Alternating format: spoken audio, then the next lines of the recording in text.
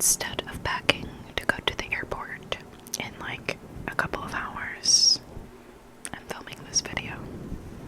Hello people of the internet. Welcome back to my channel, or welcome to my channel if you're new. With that being said, there may not be a video, or let me rephrase that, there most likely will not, I repeat, will not be a video this Thursday, but I'll be back on Sunday. So yeah, sorry about that. I gotta go get another tattoo. I'll show you when I come back. As always, don't forget to like, subscribe, and comment down below. And if you have your own spooky, scary stories or experiences that you would like for me to read in a future video, make sure to email this email, which is also available in the description down below. Look, I fixed it. Tonight's spooky, scary Reddit asks, what historical mystery is unlikely to ever be solved? The first person says, the exact burial site of Genghis Khan. A person commented on that, saying, I watched a documentary about this on Curiosity Stream a while back. There's a good possibility that Genghis Khan and a handful of his descendants were buried under a mound at the top of his favorite mountain, Burgan Khaldun. He sheltered on that mountain after he had run away as a child and declared it as sacred. Sacred. To this day, you need special permission by the government to get close to it. It was very interesting. The next person says, one of Australia's prime ministers just disappeared when he went for a swim in the ocean. So probably that. Yikes. The next person says, my neighbor killed his whole family, buried them in his house, and then went for a trip. Nobody knows if he's dead or hiding somewhere, and if so, where. The police kind of screwed up at the start of the investigation, so he had a good head start on them. His name is, or maybe was, Xavier Dupont de Ligonnès, and he since has been featured in multiple TV shows and books. I didn't know his family very well. I went to the same school as his kids, but we weren't the same age, so we didn't end up in the same class. I'm pretty sure the series called Unsolved, which is on Netflix, has an episode on him. Almost 100% sure. The next person says the missing minutes of the Watergate tapes. What happened during that time? The next person says, what Pope Leo said to Attila the Hun. Attila was taking over the world and made it to Rome and the Vatican.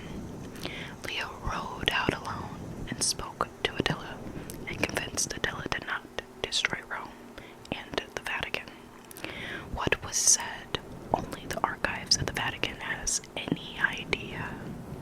Another Redditor says, whether Frank Morris, John Aglin, and his brother Clarence Aglin survived their escape from Alcatraz, a federal prison. The next person says, whatever happened to the Sodder children. What everyone knew for certain was on the night before Christmas, 1945, George and Jenny Sodder and 9 of their 10 children went to sleep. One son was away in the army. Around 1 a.m. a fire broke out. George and Jenny and 4 of their children escaped, but the other 5 were never seen again. The real identity of Jack the Ripper. He is truly the one that got away. Oh, Jesus, I don't know how to pronounce this. The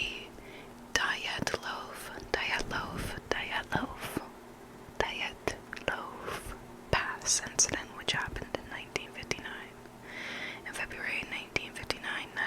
others died in the mountains of Russia under very bizarre circumstances. Their bodies were found scattered around the mountain, some in horrifying states, skulls and chests smashed open and eyes missing, and one person was even missing their tongue. That just reminded me of an anime that I watched, Corpse Party. Anyway, that's off topic, and it's a video game. Anyway, apparently an investigation at the time suggested the cause of death was an unknown natural force. There have been many theories over the years as to what happened, but it's still a mystery that remains unsolved. Elizabeth Short, who was named the Black Dahlia, was a woman who was murdered in Los Angeles in January 1947. The case became highly publicized due to the gruesome nature of the crime. Her body had been severely mutilated, and oddly, there was not even a drop of blood at the crime scene. Many suspects were investigated, but no arrests were ever made. The disappearance of Amelia Earhart, the aviation pioneer who was just 39 years old, disappeared over the Pacific Ocean in 1937 while attempting to become the first woman to fly around the globe. Earhart and her navigator friend, Noonan, were last seen taking off from New Guinea on July 2nd, 1937, and her last contact message was to a Coast Guard boat, saying, "We must be on you, but we cannot see you. Fuel's running low. Been unable to reach you by radio. We are flying at 1,000 feet. And finally, an hour later, we're running north and south." A rescue attempt and search were made, scouring 250,000 square miles of the ocean, but it was called off on July 19th. Another person says Jack the Ripper, but left a little bit more detail on Jack himself. Jack the Ripper was an unidentified serial killer active in London in 1888. The victims were mainly sex workers who lived and worked in impoverished areas of East London. The kills were very violent, and due to rarity of serial killers at the time that were known, there's extensive newspaper coverage of the crime, but no one was able to solve it. Another person said the Mary Celeste, also known as the Ghost Ship, on December 4th, 1872, a British-American ship called the Mary Celeste was found empty and adrift in the Atlantic. It was found to be seaworthy and with its cargo fully intact, except for a lifeboat, which it appeared had been boarded in an orderly fashion. But why? We may never know, because no one on board was ever heard from again.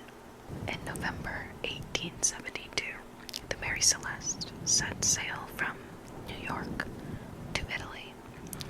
She was manned by Captain Benjamin Briggs and 7 crew members, including Briggs' wife and their 2-year-old daughter. Supplies on board were ample enough for 6 months and luxurious, including a sewing machine and an upright piano. Commentators generally agree that to precipitate the abandonment of a seaworthy ship, some extraordinary and alarming circumstances must have arisen.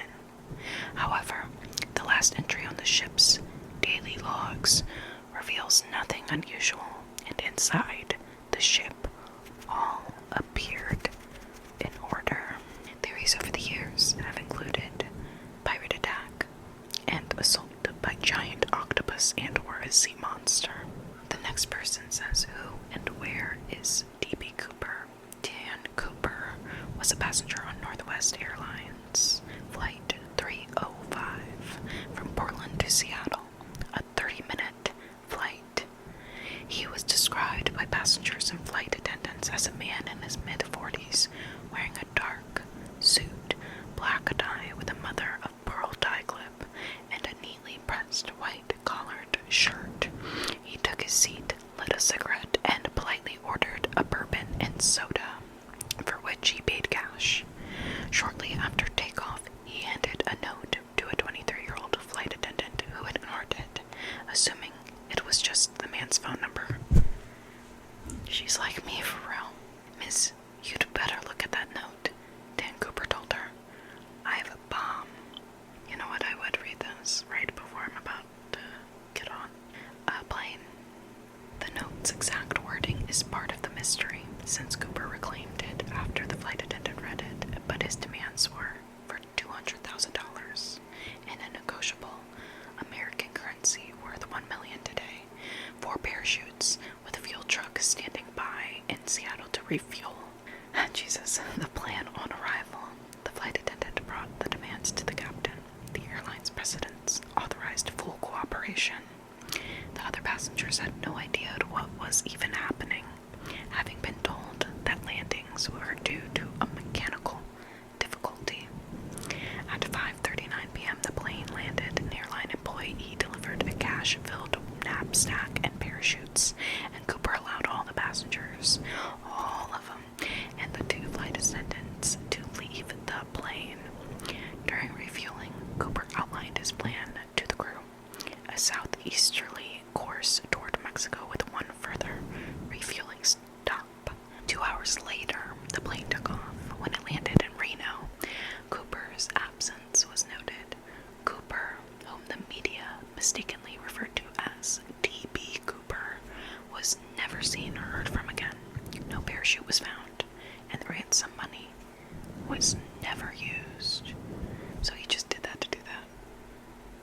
Another person says, the Voynich Manuscript. Voynich Manuscript, which is a roughly 250-page book written in entirely unknown language/writing system. I've never heard of this. It's been carbon dated back to the 1400s and includes illustrations of plants that don't resemble any known species. It's named for a Polish book dealer who purchased it in 1912. It is believed to have been intended as a medical text. Its first confirmed owner was George Baresh, 1585 to 1662, an alchemist from Prague who discovered it taking up space uselessly in his library. Baresh, I don't know how to say his last name, tried to investigate the manuscript origins to no avail. The manuscript changed hands for centuries until it was purchased by Voynich, who posited that it was authorized by Albert Magnus, or Magnus. I butcher everything. Or Robert. Oh, Jesus, this one was easy and I still fucked up. His name is Roger Bacon, y'all, an early scientist. However, some believe that Voynich fabricated the manuscript and its history all by himself. Various other hoaxes had been proposed over years. Of course, that wouldn't explain the carbon dating of the paper and the ink. Centuries after its first alleged discovery, the Voynich manuscript remains unsolved and inexplainable. Another editor commented and said, I always really wondered what happened to young Walter Collins. Single mom Christine Collins reported her 9-year-old son Walter missing in March 1928 from their home in Los Angeles. 5 months later, the police brought Walter back to Christine, except it wasn't Walter, and Christine knew it.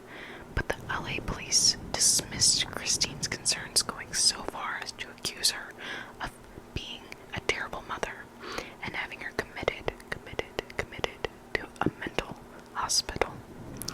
The real Walter Collins was never found, and over time the authorities came to believe he was one of the victims of the convicted child murderer Gordon Stewart Northcott. Although Northcott's mother offered a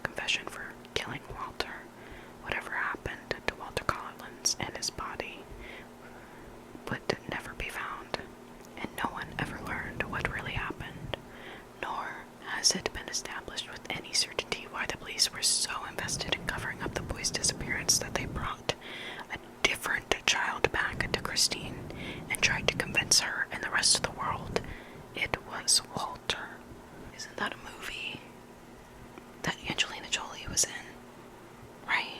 Changeling or something. Was Angelina Jolie in that? She is Mother. Another person said the Flannan Isles Lighthouse disappearances. In 1900, 3 keepers of Flannan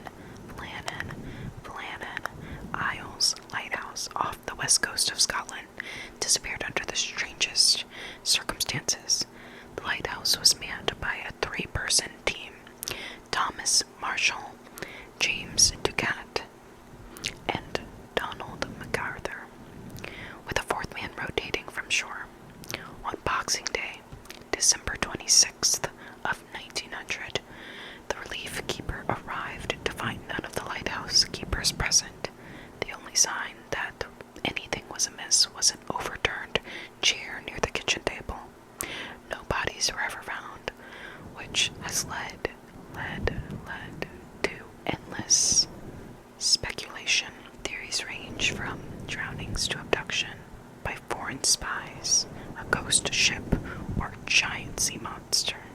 Another person said the Tunguska event on the morning of June 30th, 1908, 770 square miles of forest in Siberia, Russia, were flattened by what would have appeared to have been an explosion, except there were no witnesses and no other evidence. The phenomenon known as the Tunguska event has been classified by scientists as the largest impact event, which means a recordable impact between 2 astronomical objects such as an asteroid and the Earth in recorded history.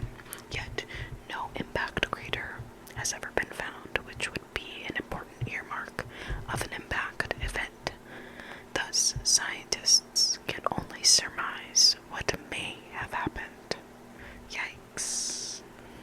Last but not least, somebody said the disappearance of the Malaysian Airlines flight 370. The Prime Minister of Malaysia has declined to comment other than saying that the aircraft disappeared over the Indian Ocean. The lack of closure engendered multiple theories, maybe of which are considered conspiracy theories, which, according to Harvard professor Cass Sunstein, I love that last name, Sunstein, it's so fun. According to him, these are a natural product of horrific and disastrous situations, because such events make people angry, fearful, and looking for a target. Theories include hijacking captured by the United States, crew suicide. It was reported that the pilot may have had marital problems, a fire aboard the aircraft, vertical entry into the sea, a meteor strike, and even alien abduction.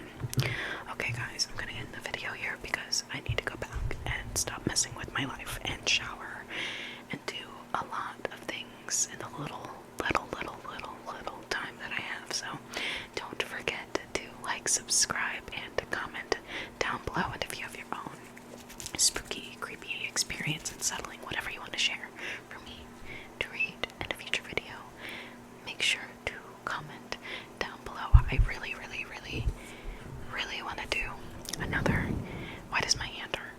I really want to do another subscriber story video, so send me stories. Again, a little reminder, there's probably not going to be a video this Thursday, but I'll see you Sunday. Namaste.